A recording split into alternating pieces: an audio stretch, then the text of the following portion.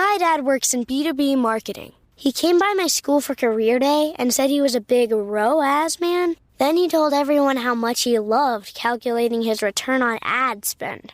My friends still laugh at me to this day. Not everyone gets B2B, but with LinkedIn, you'll be able to reach people who do. Get a $100 credit on your next ad campaign. Go to linkedin.com/results to claim your credit. That's linkedin.com/results. Terms and conditions apply. LinkedIn, the place to be, to be. I Don't Need an Acting Class is brought to you by WeAudition.com. And what I'm realizing is it's so much more than just a place where you can put yourself on tape or rehearse with a reader. There is a link called Actor Meditations. How great is this, right? Meditation specifically for building confidence, for how to prep for an audition. I mean, there's literally meditation that is meant to be listened to right before you walk into the audition room. So check it out, weaudition.com. And of course, the most important thing is that if you subscribe and you use the code Acting Class, get 25% off. It's normally $10 a month. But again, for those of you who listen to the podcast, use the code Acting Class and get 25% off. So check it out, weaudition.com. Welcome to I Don't Need an Acting Class with Milton Justice.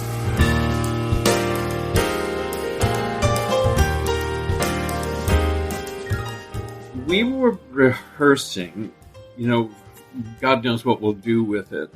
But Michelle and Chris Petrovsky and my friend Christina Loja and Grant Show, we're all rehearsing Who's Afraid of Virginia Woolf.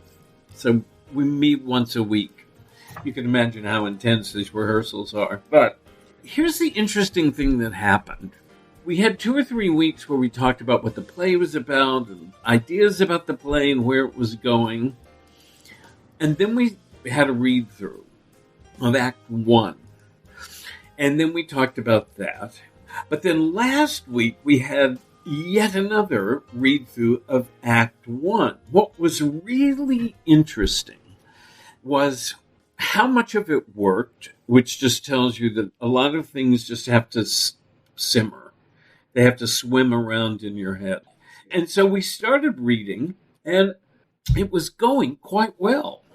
I mean, I could feel it was going quite well because I wasn't bored, which is just people had thought about it enough and made choices enough, not necessarily the choices that we'd live with forever, but it was very committed. And then all of a sudden, it wasn't working. And we made it all the way to the end of the act.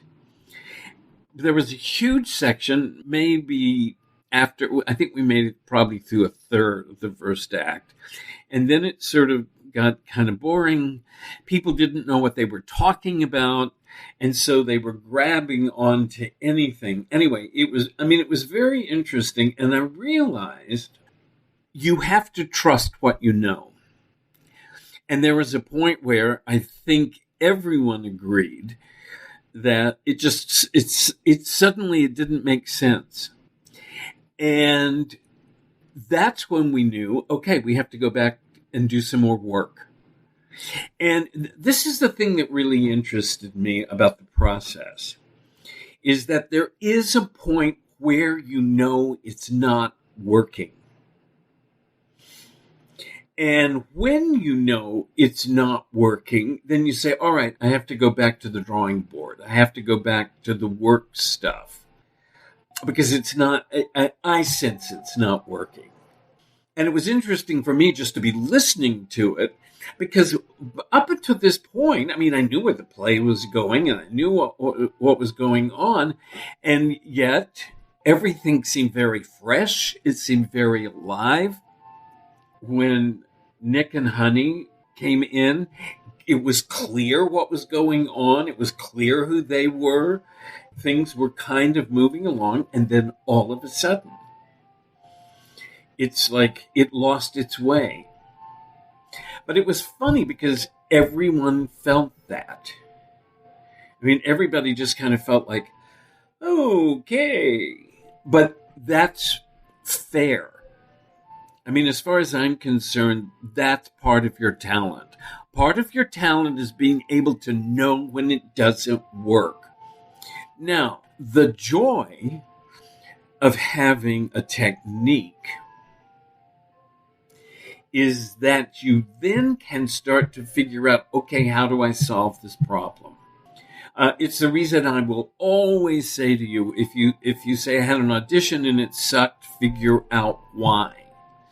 If you have an audition and it's fantastic, figure out why. It is not spaghetti that you hope sticks to the wall. There is a reason.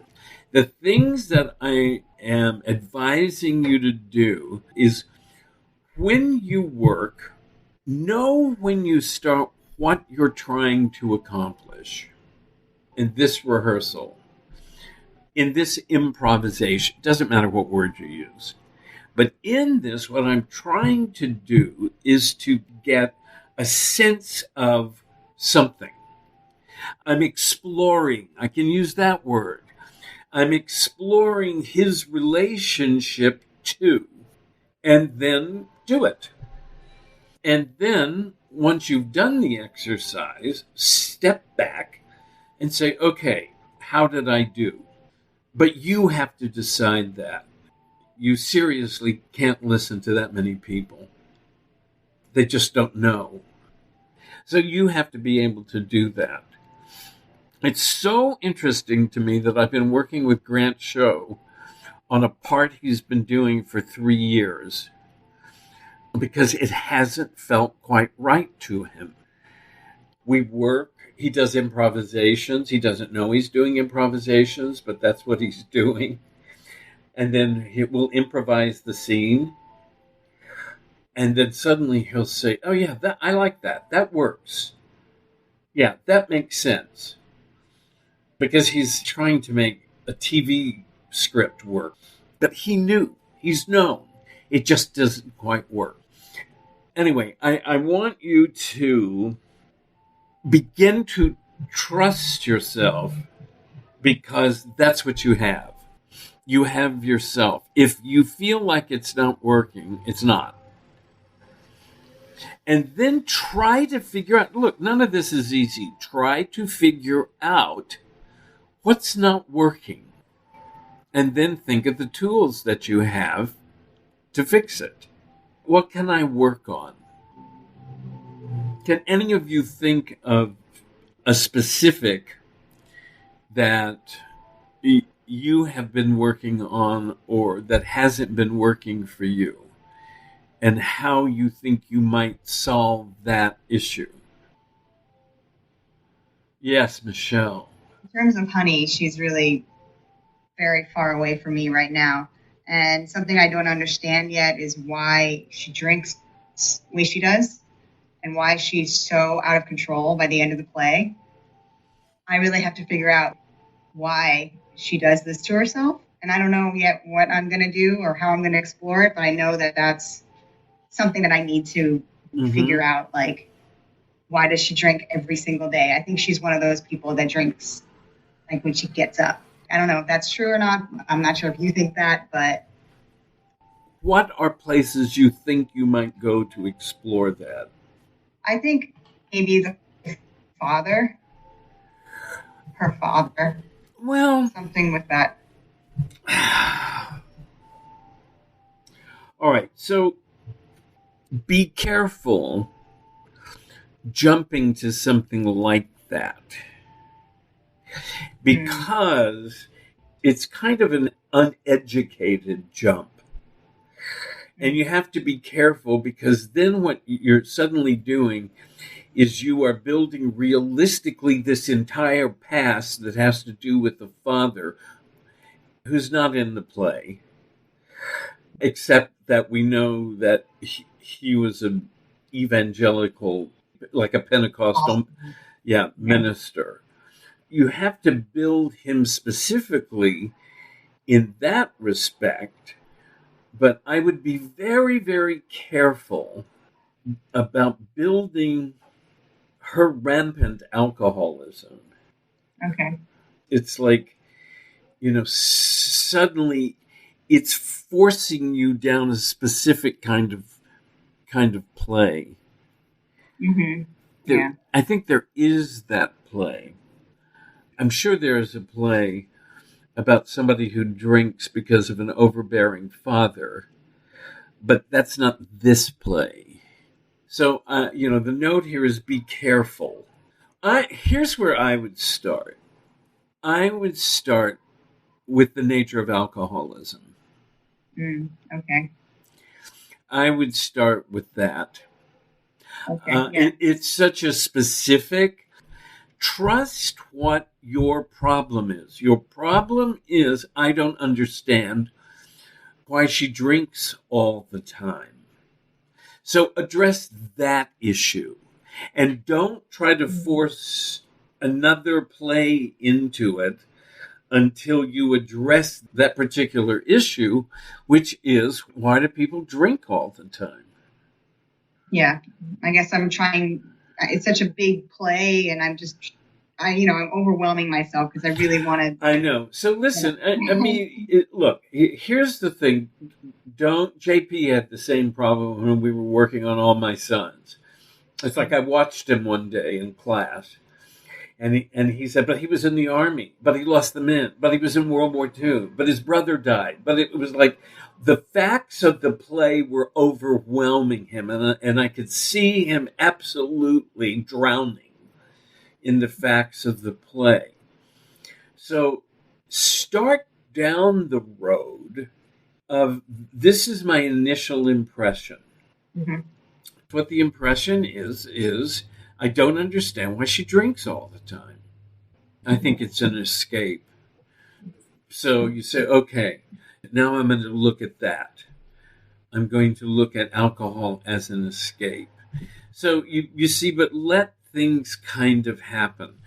The many things that become problems are grabbing onto something because you think that might make sense when it doesn't. Like maybe it has to do with the father, maybe it has to do with Nick. But can you see the reason you're overwhelmed is because you're not there yet? Yes. And that's okay. I wouldn't be there. I mean, I'm more of an age to play that part than Grant is, even though it's written for somebody younger. And I still have no idea where I'd start.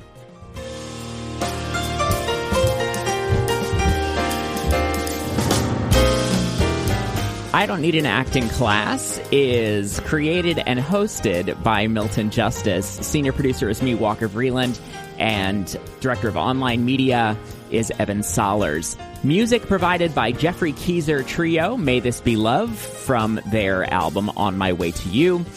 If you have a question for Milton, please feel free to send your email to questionsformilton@gmail.com. That's questionsformilton@gmail.com. You can also follow us on Instagram at I Don't Need an Acting Class. And please subscribe, rate, and review. It's all we ask. It's all we ask. We don't do Patreon. We're not begging you for money.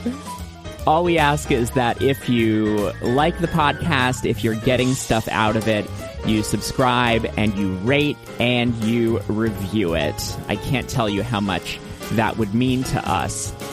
Thank you so much for listening, and we will see you back here next week.